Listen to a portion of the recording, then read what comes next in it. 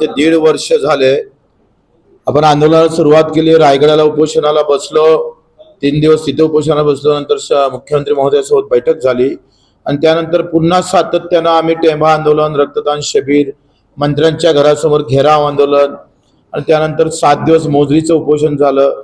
पदयात्रा 600-500 किलोमीटर आपण पदयात्रा फिरलो, पायी फिरलो आणि मग नागपूरच्या मोर्चानंतर आपल्याला 30 जून ही तारीख दिल्या गेली होती।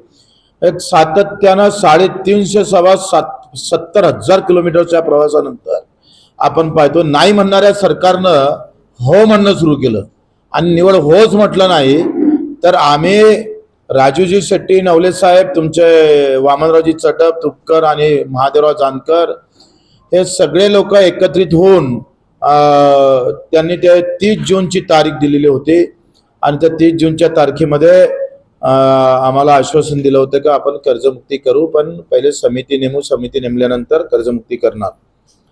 खरं तर हा सगळ्या शेतकऱ्यांच्या कार्यकर्त्याच्या लढ्यामुळे ते शक्य झालं। 2029ला कदाचित ते कर्जमाफी न भेटणारी आम्ही ते मिळवून दिले लोकांना, शेतकऱ्यांना। आणि अशा अवस्थेत हे कर्जमाफी जाहीर केल्यानंतर काही चर्चा समाज माध्यमातून, मीडियातून आम्हाला पाहायला भेटल्या। त्यातल्या काही त्रुट्या निश्चित आहे। मी पहिले तर देवाभाऊचं, खास करून एकनाथजी शिंदे साहेबांचं, अजितदादा जरी नसले पण त्यांचं पण आभार ऋण व्यक्त करतो आणि त्यांना धन्यवाद पण देतो। एका स्वागत करत असताना काही गोष्टी फार महत्वाच्या आहे। काय झालं का महात्मा ज्योतिबा फुले ही कर्जमुक्ती योजना जी आहे त्यामध्ये 15 ते 19 वाला जो शेतकरी आहे तो तिथे घेतला होता, पण 2015 ते 2019 पर्यंत म्हणजे एकूण आपण पाहतो का महात्मा ज्योतिबा फुले मध्ये फक्त 4 वर्षाचे शेतकरी लाभार्थी घेतले होते, 4 वर्षाचे। शिवाजी महाराज मध्ये 7 वर्षाचे घेतले आणि आता पुण्यश्लोक अहिल्यादेवी होळकरांच्या नावानं जी काही योजना आहे हे 6 वर्षाची आहे। महात्मा फुले ही 4 वर्षाची होती, 15 आणि 19 पर्यंत। याच्यात काय झालं का नेमकं ओटीएस केलं नाही। काय झालंय का 2 लाख पर्यंतच कर्ज माफ केलं आणि 2 लाखाच्या वर ते 1 रुपया जरी असन तर ते माफ होणार नाही। ओटीएस नसल्यामुळे काय झालं का ते अडचण आली आणि ज्याच्याकडे 1.5 लाख 2.5 लाख होते, ज्याच्याकडे 3 लाख होते, तो 1 लाख भरून 2 लाख माफ झाले असते। ते महात्मा ज्योतिबा फुले नसल्यामुळं तो कर्जबाराची संख्या आहे लाभार्थ्याची ती तशीच राहिली, कारण तिथं काही ओटीएसचा चान्सच नव्हता। आणि त्याच्यामुळं आता जे वरड होत आहे का 2019च्या आतली म्हणजे महात्मा फुले मधले जे थकीत कर्जदार आहे किंवा ज्यांना कर्ज माफ झालं ते पुन्हा जर थकीत झालं 21-22 मध्ये, म्हणजे 19 मध्ये माफ झालं महात्मा फुले मध्ये, पण 21-22 मध्ये पुन्हा थकीत झालं तर सरकारनं फक्त त्याला 50,000 दिलेला आहे आणि ते ओटीएस केलेलं आहे। म्हणजे याच्यात अधिक निवळ 50,000 दिले का तर बिलकुल नाही, ते ओटीएस केलेले आहे। आणि ओटीएस केल्यामुळे काय झालं तर 50,000 आणि कर्ज आहे 2 लाख, कर्ज आहे 4 लाख। म्हणजे लोकांना असं वाटतं का हे बँकेच्या वसुलीसाठी आहे का? अगदी बरोबर आहे। मला असं वाटतं का ह्याच्यामध्ये दुरुस्त करणं फार गरजेचं आहे, कारण 2019चा जो कर्जदार होता तो माफ जरी झाला असेल तर 19 ते 25च्या काळात कोरोना आला, दुष्काळ आली, संकट आली शेतकऱ्यावर आणि या कोरोनाचा काळ 3 वर्ष होता। म्हणजे 19 आपण जर पाहिलं 19 ते 25च्या काळातला काळ पूर्ण भारत देशासाठी अतिशय आव्हानात्मक होता। त्याच्यामुळे मुख्यमंत्री महोदयांना आम्ही विनंती करणार आहोत का महात्मा ज्योतिबा फुले मध्ये ज्यांना माफी झाली ते आता पुन्हा थकीत राहिले असेल तर त्यांना सुद्धा 1 ते 1.5 लाख रुपये, 2 लाख रुपये याचप्रमाणे कर्जमाफी करावी, त्यांना कर्जमाफीमध्ये घ्यावं आणि जे पूर्ण 4 लाख रुपये असेल जे ओटीएस मध्ये आले नाही महात्मा फुले मध्ये त्यांना सुद्धा घेतलं पाहिजे। दुसरा आहे प्रोत्साहन निधी। आता प्रोत्साहन निधीमध्ये काय गडबड झाली का 50,000 तर दिले ते कमीच आहे, आमची मागणी 1 लाखाचीच आहे, त्याच्यासाठी आम्ही भांडणारच आहोत। पण त्याच्यासोबत त्यांनी अट काय घातली का सतत 2 वर्ष जर कर्ज फेडलं असेल तर मग आम्ही तुम्हाला प्रोत्साहन निधी देऊ, म्हणजे पुन्हा मेघ घालून घेतली। आता सतत 2 वर्ष फेडल्यावर जर प्रोत्साहन निधी देत असाल तर अर्धे शेतकरी पुन्हा बिचारे त्याच्यापासून त्या प्रोत्साहन योजनेपासून दूर जाणार आहे। म्हणून कुठल्याही अट प्रोत्साहन निधीमध्ये ठेवू नये। जो जर आता जर आज जर तो नील आहे, आज जो तो रेग्युलर कर्जदार आहे त्याला ते प्रोत्साहन निधी भेटला पाहिजे आणि तो 50,000 नाही तर तो 1,00,000 भेटला पाहिजे. कारण कर्ज भरणाऱ्याच्याच मुळावर जर येत असेल, तो प्रामाणिकपणे कर्ज भरत असेल, इकून तिकून गहाण आणून लोकांचं उसने आणून जर तो कर्ज परतफेड करत असेल तर त्याच्यासोबत वाईट होता कामा नये. मी तर समोर जाऊन पलीकडे मागणी करतो आहे का आता तर 1,00,000 रुपये तुम्ही द्याच, पण दरवर्षी जेथपर्यंत आम्हाला हमीभाव भेटत नाही, आमच्या शेतीमालाला जेथपर्यंत हमीभाव भेटत नाही, हमीभावात पूर्ण खरेदी होत नाही, तोपर्यंत जो रेग्युलर कर्जदार आहे त्याला 50,000 दरवर्षी त्याला आम्ही पाहतो योजना दिली पाहिजे. 15 ते 20 ते 25,000पर्यंत आपण त्याला दिलं पाहिजे. जशी आपण व्याज माफी देतो त्याला मुद्दलमध्ये सुद्धा सरकारनं भूमिका घेतली पाहिजे, ते सुद्धा आम्ही मागणी करतो आहे. नंतर आपण पाहतो का याच्यामध्ये ज्या विधवा भगिनी आत्महत्याग्रस्त महिला आहे, जे खातेदार मरण पावले, आता त्याचा वारसदार काही पैसे भरायला तयार नाही आहे, म्हणजे खातेदार मरण पावलेले आहे, ज्या विधवा भगिनी आहे, जे दिव्यांग शेतकरी आहे, यांना सरसकट कर्जमाफी केली पाहिजे, हे सुद्धा आमची मागणी आहे. दुसरं काय झालं, शिवाजी महाराज आणि महात्मा ज्योतिबा फुले, मी माझ्या बँकेचा अभ्यास जर केला तर शिवाजी महाराज आणि महात्मा ज्योतिबा फुले मध्ये जे पात्र शेतकरी आहे, जे पात्र आहे त्यांना सुद्धा पैसे दिले नाही. मग देवेंद्र फडणवीस साहेबांचं सरकार होतं, नंतर उद्धव साहेबांचं सरकार आलं. फडणवीस साहेबांनी शिवाजी महाराजांची नावानं योजना सुरू केली, उद्धव साहेबांनी महात्मा ज्योतिबा फुलेंच्या नावानं योजना सुरू केली.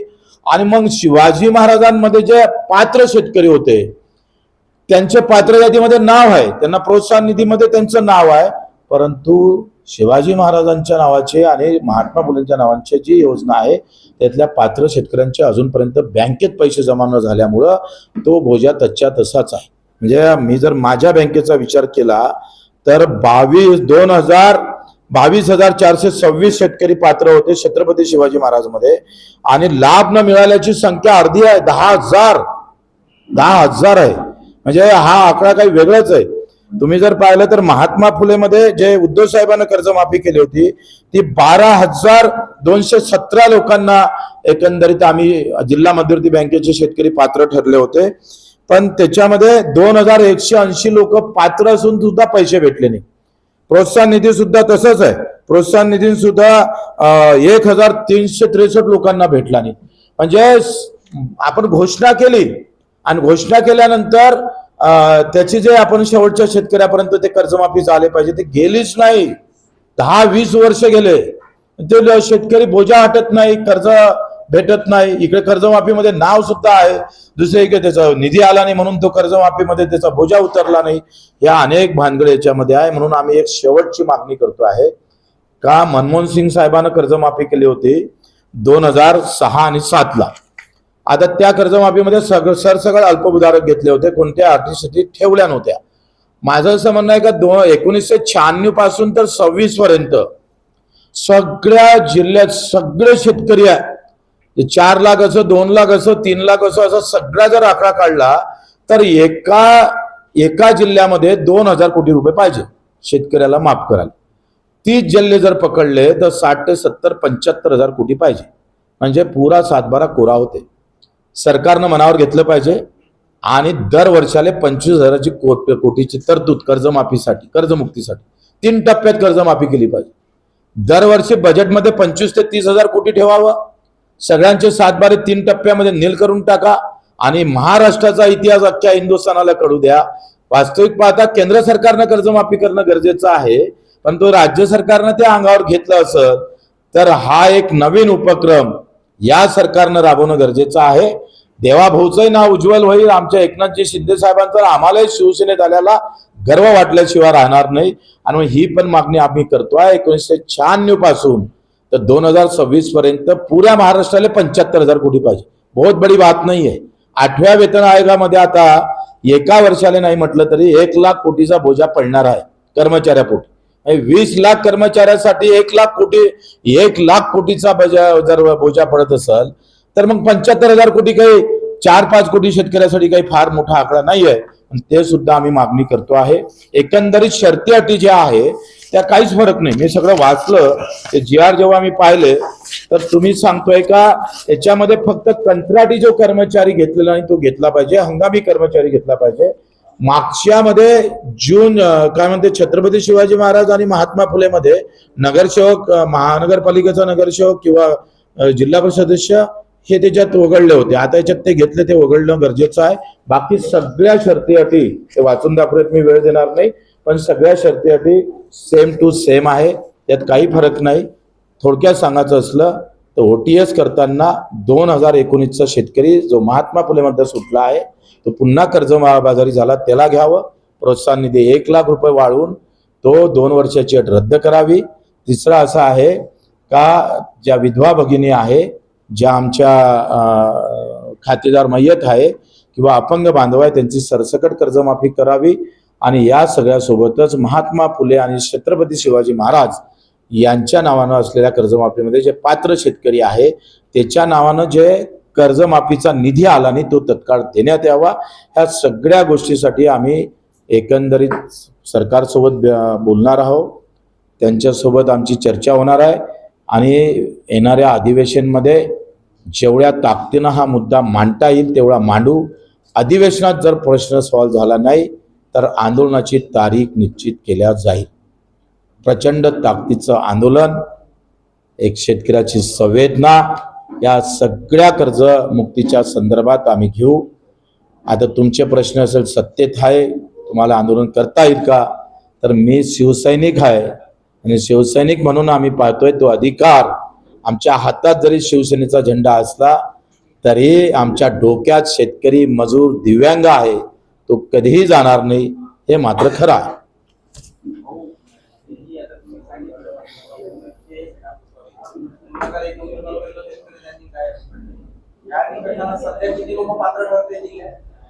जिल्ह्यामध्ये आता जिल्हा मध्यवर्ती बँकेचा आकडा 29,000चा आहे. असं नाही आहे का कोणा लोक म्हणतात कोणालाच भेटत नाही, असं नाही आहे. आमच्या जिल्हा मध्यवर्ती बँकेचा विचार केला तर 29,000 लोकांना, त्यापैकी 2-3 हजार कमी होईल, पण बाकीच्यांना कर्जमुक्तीचा लाभ भेटल.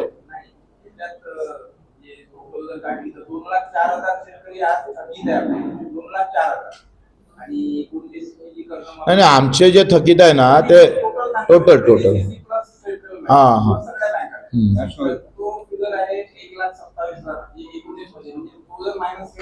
नाही, लक्षात घ्या हा फिगर तेव्हाचा नाही आहे, हा 1996 पासूनचा आहे.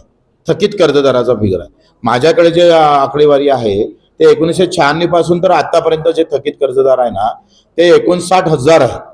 म्हणजे आमचा एकूण खातेदार आहे 1,40,000पर्यंत.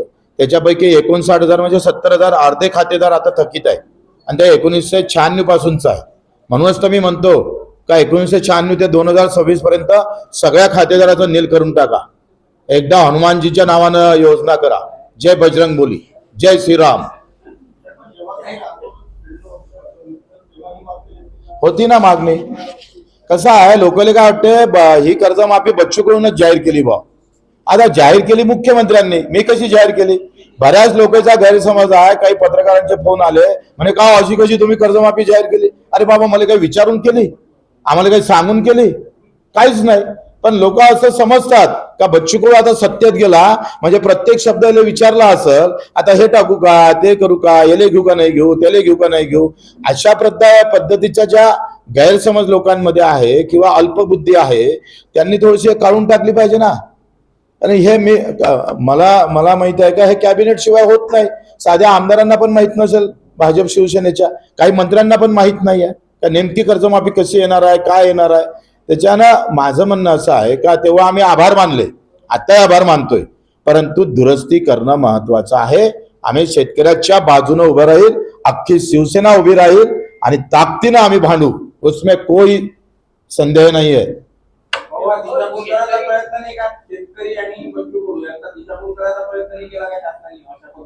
नाही, दिशाभूल कसं आहे त्यांनी कर्जमाफी केली, त्यांना ते सोयीचं वाटलं, पण त्याच्यातल्या काही उणीव आहे. आता परदेशी समिती नेमली होती, हे परदेशी परदेशात जाऊन हे आखणी केली हे समजत नाही. ते या देशातले आहे का नाही हाच विषय आहे.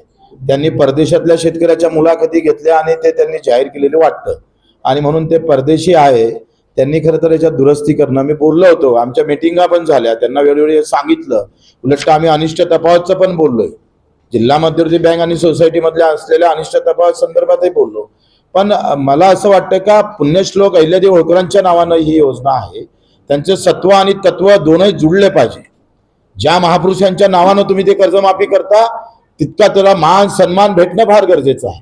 निवळ घोषणा होऊन चालणार नाही, तर किमान त्याचे किती फायदे तुम्ही सांगा. इतक्या शर्ती अटी टाका आणि प्रोत्साहन निधी देतो पण 2 वर्ष भरा, हे काय प्रकार आहे? हे थांबवलं पाहिजे. तुम्ही कर्जमाफीमध्ये 50,000 देताय, OTS मध्ये 50,000 देताय. म्हणजे महात्मा फुले मध्ये तुम्ही इकडे कर्जमाफीमध्ये आलेल्या शेतकऱ्याला इथं तुम्ही डावलत असाल तर चुकीचं आहे ना.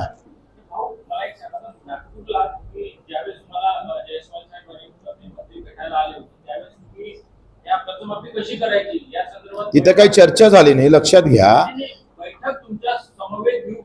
तुम्ही ऑन कॅमेरा ते बैठक झाली होती, तुम्ही ते ऐकले असन.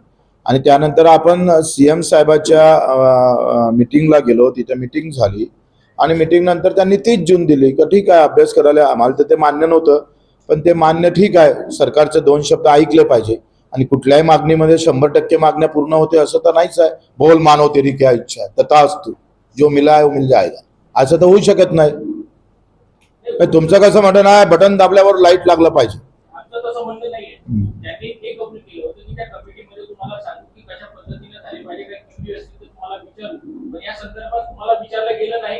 मी वारंवार परदेशी साहेबांना पत्र दिले, माझ्याजवळ पत्रव्यवहार आहे झालेला केलेला सगळ्या संदर्भातला. पण परदेशी साहेब आपल्याच जोमात होते. ते परदेशी तुम्हाला नावातच परदेशी आहे राव, त्याच्यानं तो प्रॉब्लेम आहे ना. ते परदेशात जाऊनच हे सगळं धोरण आखलं त्यांनी.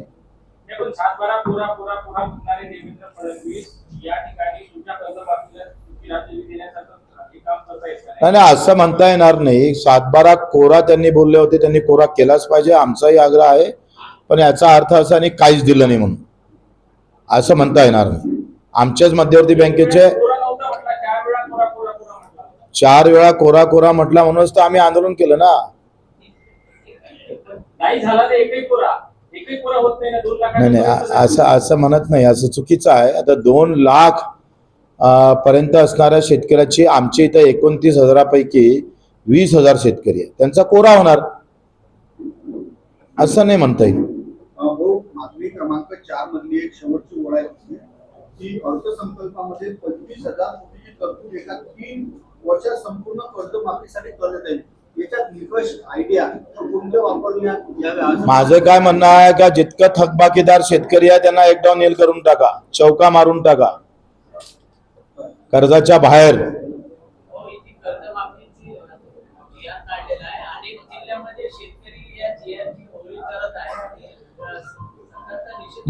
कसं आहे ते प्रत्येकाला स्वातंत्र्य आहे.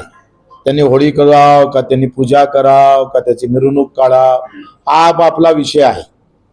तर त्यांनी ते करावं, त्याच्याबद्दल मला असं वाटतं का आम्ही यापासून पळवट काढले नाही. हम ठाम है, बिलकुल ताकदीनं उभं राहू शेतकऱ्याच्या बाजूनं, कोई पीछे आने वाले नहीं है हम. बिलकुल. आता अधिवेशनात काय उत्तर भेटते ते पाहू. अधिवेशनात जर उत्तर भेटलं नाही, जून महिन्यात अधिवेशन आहे आणि एवढं मोठं शस्त्र अस्त्र शिंदे साहेबांनी आम्हाला दिलं, त्याचा वापर बच्चूकडे पुरा करेल. आर पारची लढाई सभागृहात लढल, त्या भिंती हादरून टाकू सभागृहातल्या, त्या ताकदीनं आम्ही लढू. आणि ते झालं नाही तर पण रस्त्यावर उतरू. तो वेळ जाऊ द्या ना, मी आहे ना, तुम्ही काय चिंता करू नका.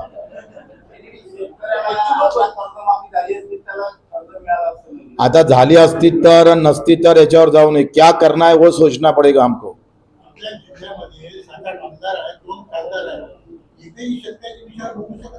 ते मला विचारल्यापेक्षा तुम्ही त्याला विचारलं पाहिजे, आग कोण लावता.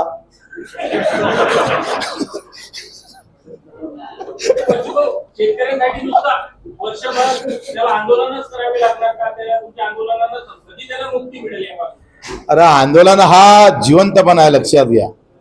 अगर जो मर्द है और लड़ते हैं वही तो भारत को जिंदा रखते हैं यार. आंदोलन करणं म्हणजे या देशातला जिवंतपणा आहे. तो जिवंतपणा आम्ही नेहमी ठेवू, जिवंत ठेवू.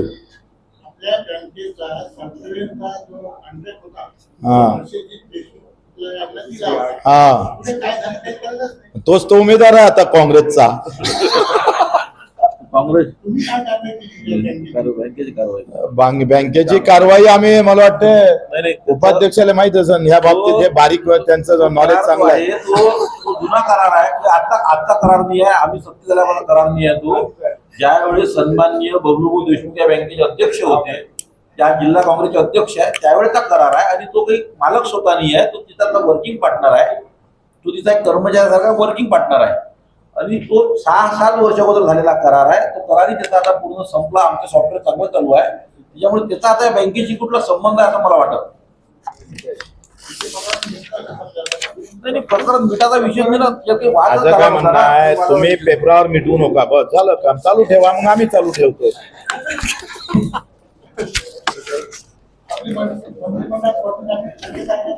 अरे शिवसैनिक म्हणून मोठी वर्णी आमची लागलेली आहे आणि शिवसैनिक असण्यावर मंत्री असणं हे आमच्यासाठी काही गौण आहे. हम ऐसे लढेंगे, मंत्री भी देखते रहेंगे.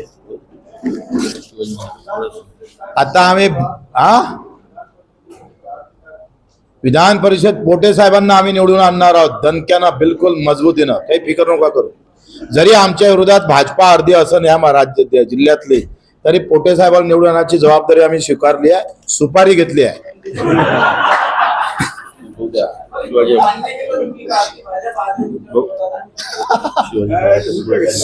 शिवाजी महाराजांचा भव्य पुतळा आम्ही इथे उभारणार आहोत. त्याचं भूमिपूजन लगेच होणार आहे. छत्रपती शिवरायानं काय म्हटलं होतं तुम्हाला माहित आहे, सगळ्यांना पोटाशी लावावे, उपाशी राहता कामा नये. हिंदू मुसलमान की बात नाही, आम लोगों की बात आहे. आणि त्या शिवरायांचा पुतळा आम्ही इथे उभारणार आहोत. बँकेतच, नाही तर दुसरे बँकेत कुठे बँकेत आमची हात आता बँकेपर्यंतच आहे सध्या. महानगरपालिका आल्यावर मग कुठे उभारायचं आहे. एक हिंदी में सवाल है, संजय राउत ने आज राहुल गांधी का समर्थन करते हुए कहा है कि केंद्र सरकार राहुल गांधी से डरती है। क्या केंद्र सरकार जो है राहुल गांधी से डरती है, उनका समर्थन करते हुए जोरदार केंद्र सरकार पर हमला किया है। पूरे महाराष्ट्र में कांग्रेस कहाँ है बताओ? 6 तो विधान परिषद अब अनपढ़ हो गए. कांग्रेस लड़ने को तैयार नहीं, फुटपाथ पर नहीं है, मैदान पे नहीं है, तो कहाँ केंद्र की बात कर रहे हैं? महाराष्ट्र के अंदर कांग्रेस कहाँ है? 6 जगह अविरोध हो गई है भाजपा और शिवसेना. तो जिस महाराष्ट्र में राउत जी है, उस महाराष्ट्र की बात सोचो. उसके बाद उनका भी शिवसेना का उबाटा का एक कोई है, उसने भी विड्रॉल लिया है. वो तो ये भी बोल रहे हैं कि ये सब जो है ये पैसे का खेल है। तो तुम भी पैसे का खेल है, तो भाई हम आपको कम होंगे तो हम भेज देंगे आपको, कितने होना तो बता दो.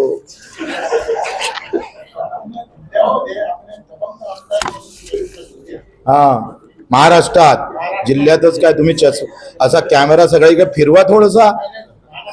हा, कायच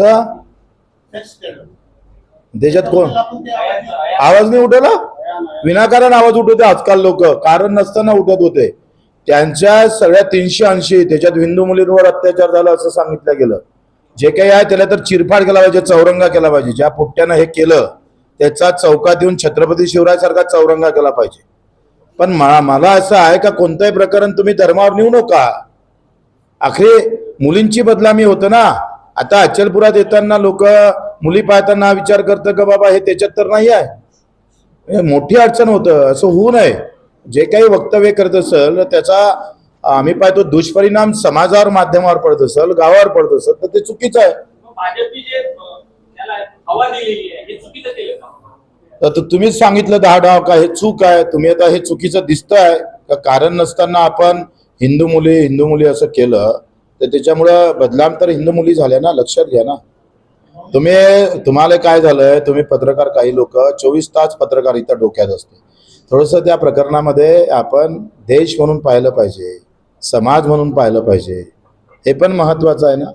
आता तिथं आग लावायचं तुम्ही करत असाल तर काय कसं होणार आहे? कोणी असो, नेता असो का पत्रकार असो, आग बुझण्याची. पत्रकार कधी आग लावत नाही. वा वा. पत्रकाराला जर आग चिंता भेटला तर त्याचा आम्ही तुम्ही सांगतो, तुम्ही फक्त एवढा इस्तो दिसला पाहिजे. त्याची जर आग जर केली नाही तर मी असे कित्येक उदाहरण सांगतो. हो, तो काशी मुख्यमंत्री एकनाथ शिंदे मुख्यमंत्री व्हावा अशी इच्छा प्रकट की यावर आशिष शेलार एक वक्तव्य केले, मंचूकडून काय बोलतात यावर नियंत्रण शिवसेना पक्षाने ठेवायचं आहे. मंचूकडून बोलत असतील तर समज गैरसमज यावर शिंदे साहेब बोलून देतील. नाही, माझं काय म्हणणं आहे का शिवसैनिक म्हणून आम्ही शिंदे साहेबालाच मुख्यमंत्री व्हावं. आम्ही काय MIM व्हावा असं म्हणून का काँग्रेसचा मुख्यमंत्री व्हावा असं म्हणा. हमारे दिल में मन में पूरे रग रग में शिवसेना है और शिवसेना का मुख्यमंत्री बनाना है. 2029 मध्ये स्वतंत्र निवडणूक काढण्याची तयारी असं सध्या तरी शिवसेनेची दिसते, म्हणजे प्रचार. आमची दिसत नाही. पण 2024 मध्ये एकनाथ शिंदे मुख्यमंत्री होतील असं शिवसैनिक वाटत, पण देवेंद्र फडणवीस झाला, त्यामुळे नगापट्टा झाला असं वाटतं की याला जोडणार. आता मी आता आलो त्याच्यावर बोलणार नाही. इथून मी समोर बोलत जाईल. मागचं काय बोलू आता. मागचं काय वेळ तुम्ही हळामासाचे ओरिजिनल शिवसैनिकच आहे. शिवसैनिक अरे 25 वर्ष येऊन गेले बाबा. 25 वर्षात सगळं बदललं. आता पुन्हा शिवसेनेच्या वाटेवर आलोय. शिवसेनेचं आता मी समाज पहिले आला त्याच्या रघुवीरराव अजूनही शिवसेनेचं रक्त आहे असं शिवसैनिक बोलतात. हा तुम्ही ओरिजिनल शिवसैनिकच आहे. आहे ना, मग नाही कोण म्हटलं.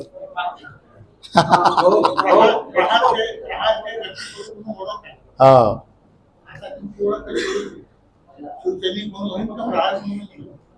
माझं काय म्हणणं आहे, आता तुम्ही कोणत्या नजरेनं पाहता त्याच्यावर आहे. हा शिवसेना म्हणून पाहिन, तुम्ही प्रहार मधून पाहिन, हे शेतकरी म्हणून पाहिन, दुसरा मजूर म्हणून, कोणी दिव्यांगाचा भिडू म्हणून पाहिन. आता काय सगळ्याच्या कानात जाऊन सांगू का हे म्हणून पाय म्हणून. माझ्या हाती जरूर मतदार अग्रमानात वृत्तपत्र आठवलेल्या सुंदर एक बातमी आहे की मंत्री जर चुकत असेल तर त्याला कोपरेश्वर होऊ नये. हे बाळासाहेबच बोलत होते. बाळासाहेब ठाकरेंची भाषा. और शिवसेने का DNA वही है. दुसरा ते तपासा तुम्ही. विरोधी पक्षाला एक पोलीस देऊन राहिले असं वाटत नाही. नाही नाही, असं किस्सा काही नाही आहे. कसं आहे, मी पहिलेच सांगितलं, आमच्या हातात पक्षाचा झेंडा आहे, डोक्यात शेतकरी आहे, मजूर आहे, दिव्यांग आहे. डोक्यात काय महत्वाचं आहे आणि ते डोक्यात आहे ते बोललो आहे, त्यात काय गैर काय. पण ते मंत्री नावाचा तिथं दुसरा माणूस आहे, मंत्री नाही आहे तो. तो मंत्री तिथं नावाचा आम्हाला तिकडे त्रास देत होता शिवसैनिकांना, त्या मंत्र्याबद्दल बोललाय. तो आडनावानं मंत्री आहे. तुम्ही भल कोणताच मंत्री घेतो.